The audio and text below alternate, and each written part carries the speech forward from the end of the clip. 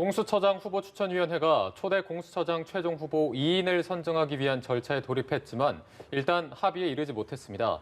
연내 공수처 출범을 목표로 하는 여당과 신중한 검증이 필요하다는 야당 사이의 의견 차가 컸기 때문인데요. 네, 정치권 소식 두 분과 함께 짚어보겠습니다. 배종우 세한대 교수, 장성우 건국대 지식교육원장 두 분 모셨습니다. 어서 오세요. 네, 안녕하세요. 네. 어제 공수처 추천이 굉장히 긴 토론이 이어졌습니다. 이제 10명의 후보가 있으면 이 중에 2명의 후보를 추천을 해서 문재인 대통령에게 이제 추천을 하지 않습니까? 그 2명을 뽑기 위해서 어제 긴 회의를 했지만 역시나 합의가 쉽지 않았습니다. 선정에 불발을 했고요. 일단 합의에 이르지 못한 쟁점은 어떻게 분석하고 계시는지 배 교수님 먼저 말씀해 주시죠. 핵심 쟁점은 없었다고 봐야 돼요. 그게 무슨 얘기냐면은 네. 핵심 쟁점에 들어가지도 못하고 결국 이제 10시간 넘는 회의가 끝났고 네. 말씀하신 대로 2명의 후보자를 선정을 해야만이 문재인 대통령에게 추천하면 문재인 대통령이 그중에 1명을 지명을 하면 이제 국회에서 인사청문회 열어서 공수처장이 탄생하는데 네네. 아예 이제 후보 검증 작업도 못했어요. 그게 무슨 얘기냐면 전체적으로 공수처장 후보자가 어떤 자질을 가져야 되는가라는 부분에는 여야 모두 의견이 어느 정도 일치가 됐어요. 근데 이제 검증과 관련해서는 자료 부족을 이유로 계속해서 국민의힘 측에서 더 많은 자료가 필요하다. 기본적으로 이제 자료라면은 어떤 부분이 필요하겠습니까? 뭐 재산이라든지 병역이라든지 가족 문제.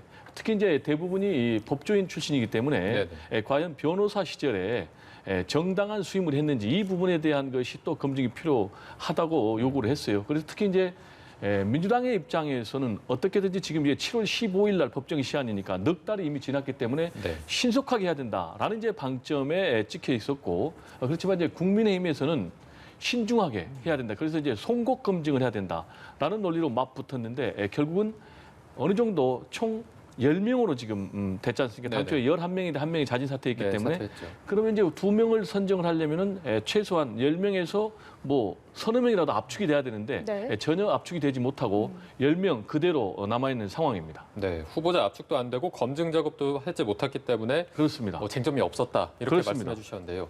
장 원장님께서는 어떻게 좀 분석하셨습니까? 그래서 이제 공수처라는 것이 검찰도 못 믿겠다는 것 아니겠습니까? 그렇기 때문에 공수처라는 것을 새로 만들어서 이것이 애초에 만들 때부터 상당히 갑론을박을 많이 했던 그럼에도 불구하고 이 수사라는 것, 검찰권을 행사하는 것과 똑같은 것은 공정하고 그리고 권력에 대해서 굴하지 않는 후보를 추천을 해야 되는데 사실은 우리 사회에서 연구주의가 팽배하고 있고 또 변호사 출신이 대부분 아니겠습니까? 그렇기 때문에 변호인이라는 것은 어떤 사람의 어떤 사건을 맡던 수임을 해야 되는 그런 상황이기 때문에 이런 것들이 과연 어떤 사적 인연을 끊고 정말 객관적이고 강력한 검찰보다 훨씬 더 강한 특히 공수처라는 것은 공직 수사 비리처 아니겠습니까? 이런 상황으로 했기 때문에 이런 면에 있어서 상당히 후보 선정하기 상당히 어려울 것 같고 그리고 근본적으로는 태생부터 여야 5당이 합의는 했지만 이때 당시에 보수 여당인 지금 국민의힘은 여기에 빠져 있지 않습니까? 그렇기 때문에 빠져 있지만 지금 2명을 추천위원을 이제 하는 그런 조항이 있고 여기에서 또 거부를 하면 후보를 낼 수가 없기 때문에 공수처장 후보를 그런 어떤 기본적으로 태생부터 잘못된 것이 지금에 와 있는데 이것을 가지고 이제 여당에서는 야당의 비토권 그리고 야당은 또 거부권 이런 식으로 해서 서로 지금 비난하고 있지 않습니까? 원리적으로 그리고 어떤 근본적인 그런 어떤 그 원리는 다 수긍을 하지만 그 내면에 들어가 보면 이것은 정치적인 그런 배경이 상당히 크기 때문에 정치적 공방으로 흐를 가능성이 상당히 크다고 봅니다. 네, 일단 어제 결론을 결국 내지를 못해서 추천위가 이제 18일 다음 주 수요일이죠. 이제 다시 소집을 해서 2명을 추리겠다라고 한 상황인데 일단 어제는 보면은 공수처장에 꼭 필요한 자질 그리고 부적당한 자질 여기에 대해서 좀 이야기를 나눴었는데 앞으로 돌아올 다음 주 수요일에는 어떤 부분에 좀 초점을 맞춰서 이야기를 해야 된다라고 보시는지요? 근데 이제 가장 중요한 것은 이제 후보자를 압축하는 게 가장 중요한 것 아니겠습니까? 그러면 이제 배제를 해야 되는데 지금까지 그러면 어느 정도의 부분에 있어서 등록이 필요한가라는 부분은 여야 내지는 이제 추천위원 7명이 대충 의견이 수렴이 됐어요. 네. 그게 뭐냐면 이제 크게 네 가지인데 하나는 정치적 중립성. 이제 공수처장 같은 경우는 정치적으로 중립성이 굉장히 요구되지 않습니까? 그래서 정치적 중립성이 가장 중요하다라는 부분에는 모두 의견이 일치가 됐고요. 그리고 두 번째는 이제 직무 통솔력, 그리고 세 번째로는 도덕성, 그리고 네 번째로는 수사 실무 능력. 그리고 여기에다 하나 더 붙여서 국민의 눈높이 이 부분을 요구를 했거든요. 그런데 이제 중요한 것은 이런 기준을 가지고 압축을 해야 되는데 사실 압축에 있어서 지금 국민의힘에서 비토권을 행사할 수 있단 말이에요. 그게 무슨 네. 얘기냐면 전체 7명 중에 6명 이상의 동의를 받지 못하면은 최종 후보로 선정이 안 되는 거예요. 네. 그런데 아시겠지만 국민의힘은 기본적으로 공수처 출범 자체를 반대하고 있는 그런 입장이에요. 그래서 현재 헌법재판소에 위헌 청구 심판을 제청해 놓은 그런 상태고요. 그리고 계속해서 여기에다가 조건을 붙이고 있는 그런 상황이에요. 그 조건이란 건 뭐냐면은 청와대 특별감찰관을 임명을 해라. 또는 이제 북한의 인권재단 이사를 추천해라. 그래야지 우리도 이걸 할 수 있다. 계속하고 있고 또 아시겠지만 현재 7명의 추천위원 같은 경우에 지금 국민의힘 몫은 한 분이 무슨 주장을 하고 있냐면 당초에 공수처법은 위헌이다. 라고 얘기를 하고 있어요. 또 국민의힘에서 이번에 추천한 공수처장 예비 후보 중에 한 분은 공수처는 태어나서는 안 될 괴물기관이다.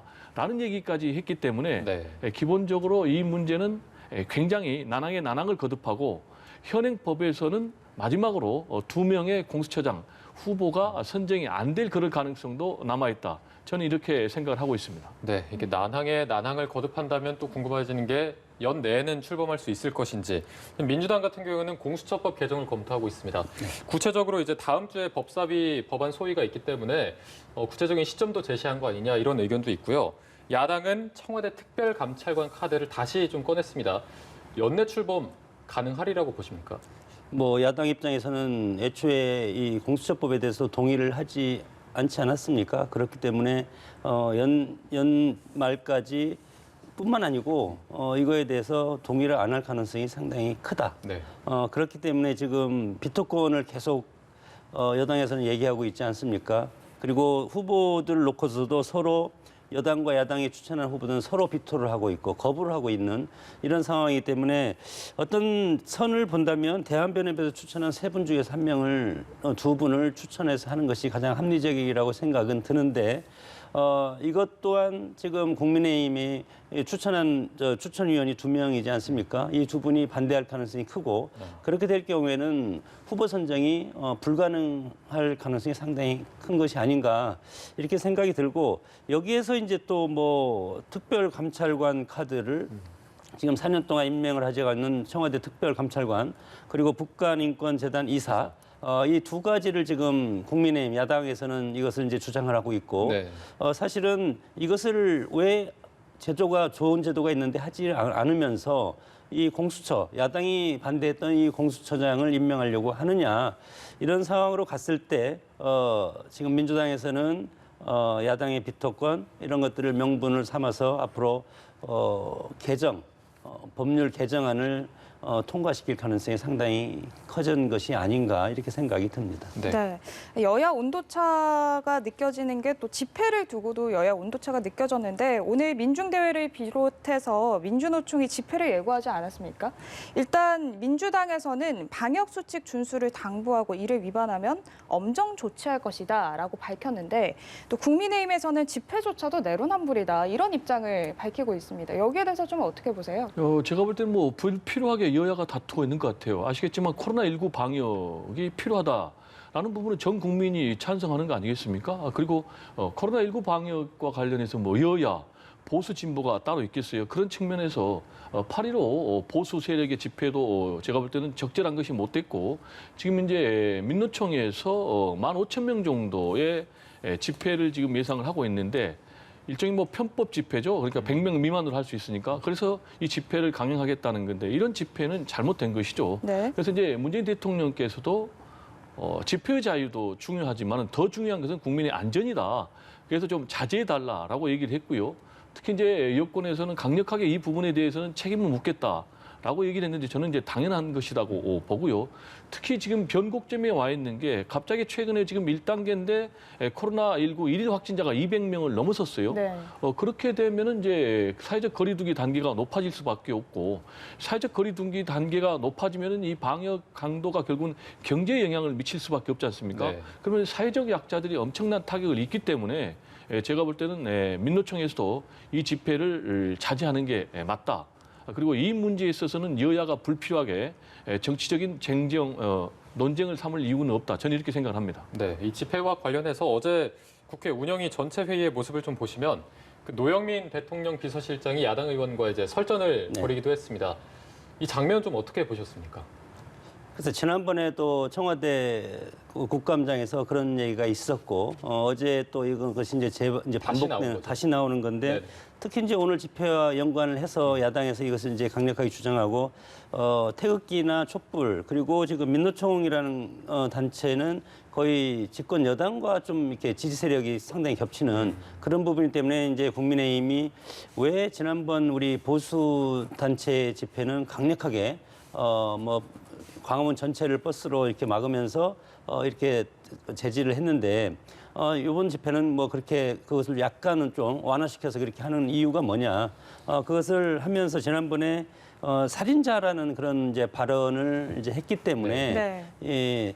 근데 이제 정치인들이 얘기하는 것은 이제 극단적으로 이제 해석을 해야만이 예를 들어서 상대방한테는 어떻게 보면은 어떤 공격을 할 수가 있고 그리고 아군들은 서로 결집시킬 수 있는 그런 어떤 측면이 상당히 강하지 않습니까? 그렇기 때문에 지금 뭐 TV를 통해서 나오는 저런 장면들은 정치인들이 하는 말과 행동 이런 것들은 다 정치적이라고 생각이 들고 그 효과 또한 상당히 크지 않겠습니까?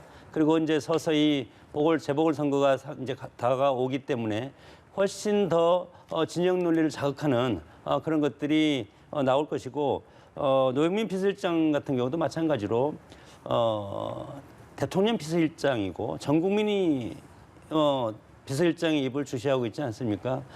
그렇게 했을 때 이런 살인자, 이런 어떤 자극적인 말 이런 것들은 쓰지 않았어야 되는데 그런 것들은 조금 잘못됐다고 봅니다. 네, 또 차기 대선 주자 지지율 조사 얘기도 한번 해보겠습니다. 윤석열 검찰총장의 이름 계속해서 거론이 되고 있는데 윤석열 검찰총장이 1위를 기록해서 좀 파장의 얘기도 했습니다. 근데 어제 공개된 이 한국갤럽 여론조사를 보면 여기서는 또 윤석열 검찰총장이 3위를 기록했거든요. 1위와 3위 좀 차이가 나는데 왜 이런 차이가 나는지 한번 분석해 주시죠. 네, 말씀하신 대로 24%하고 21%하면 2배 차이가 나지 않습니까? 네. 이렇게 되면 국민들 입장에서는 여론조사 또 그리고 여론조사 기관에 대해서 신뢰감을 갖기가 상당히 힘들죠. 그러니까요. 근데 보니까는 이런 차이가 나온 것이 조사 기법의 차이 때문에 그래요. 그게 무슨 네. 얘기냐면 윤석열 검찰총장이 1위가 난 24%. 그건 이제 한길 리서치에서 했는데 어떻게 했냐면은 아예 대상자를 압축을 했어요. 그러니까 범여권 상위 3명 그리고 범야권 상위 3명. 그러다 보니까 이제 여권에서는 이낙연, 이재명 그리고 심상정 그리고 보수 야권에서는 홍준표 그리고 안철수 그리고 윤석열 이렇게 6명을 대상으로 하다 보니까 네. 공교롭게도 야권에서 국민의힘 후보가 한 명도 없는 그런 상황이 네. 됐어요. 그러다 보니까 이제 국민의힘 지지자는 누군가를 찍어야 되지 않겠습니까? 그러다 보니까 결국은 이 야권의 표가 윤석열 현 검찰총장에게 집결되는 결집 현상을 통해서 윤석열 검찰총장이 24%라는 1위를 차지했어요. 그렇지만 말씀하신 대로 갤럽 여론조사에는 11%를 했거든요. 네. 그러면 이제 갤럽 여론조사는 어떤 방식으로 했냐면은 자유응답형 방식을 했어요. 그게 무슨 얘기냐면 누가 다음 대통령이 됐으면 좋겠는가? 라는 질문만 던진 거예요. 그러니까 주관식이라는 거죠. 그렇죠, 그렇죠. 그러니까 나는 누구 이렇게 한 거예요. 그러다 보니까 이제 윤석열 검찰총장이 11%로 3위가 난 거예요. 그러면 과연 어느 것이 정답인가? 라는 부분과 관련된 최근에 이 비슷한 시기에 4건의 조사가 있었거든요. 다 약간씩 달라요. 그럼 이제 여러 가지 기법이 또 다른 게 질문 내용이 어떻게 되느냐 또는 뭐 ARS 방식으로 하느냐 아니면 직접 면접 조사로 하느냐 아니면은 뭐 무선 전화로 하느냐 아니면 유선 전화 비율이 높느냐 이런 게 다 다른데 기본적으로 윤석열 검찰총장 같은 경우는 보수의 지지를 많이 받고 그리고 또 60대 이상의 지지를 받기 때문에 네. 유선 전화를 하면 상당히 높아져요. 그래서 이 4가지를 보니까 제가 볼 때는 윤석열 검찰총장은 상승세이면 틀림이 없다. 네. 갤럽 여론조사만 봐도 9월, 10월에는 3%였는데 11%로 한 뭐 3배 이상 올랐으니까 상승세이면 틀림이 없고 그리고 네 가지를 평균을 내보니까 어떻게 나왔나 하면은 상당히 궁금하시죠. 네. 네 개 평균을 내보니까 1, 2위가 거의 비슷합니다. 이낙연 대표 20, 그리고 이재명 지사 20, 그리고 윤석열 검찰총장은 16.